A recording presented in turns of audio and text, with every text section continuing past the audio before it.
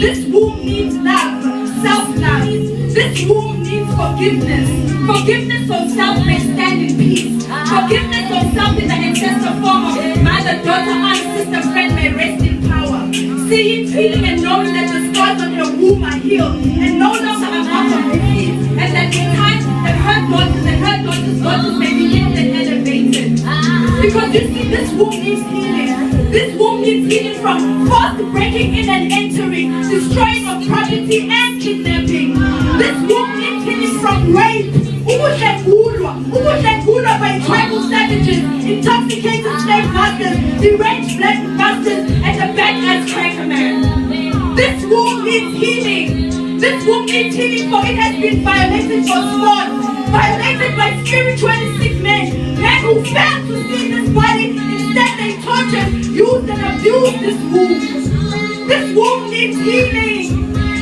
This needs womb healing, but it still bore children and it still dies. This womb needs healing from being repeatedly fondled, scarred, and ripped apart by men who set devout the core of the womb-universe.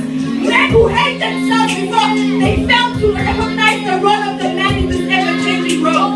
This womb needs healing from men who are drenched in self-love and hatred for their mothers who never loved them, so they think and they still think. This womb needs healing from men who fail to see this black, beautiful body, but instead they saw the object. So they told me, rape me, beat me, hit me until I passed out, only for me to awaken to this continuous onslaught of my womb, in the scars of my vagina, scars that are so deep, scars that are so deep, and yet, yeah, I lay on my back ready to give birth to a child whom the father I do not know, the father I cannot say. This womb needs healing. This womb needs healing. This womb needs healing, but it has been repeatedly scarred. And here I lay on my back, ready to give birth to a son whom the father I cannot say, the father I do not know. Is it the tribal savage that they now call Mendigo? Is it the bad-ass cracker man? Is it the deranged slave owner? Is it the slave master's baby? Whose baby is this?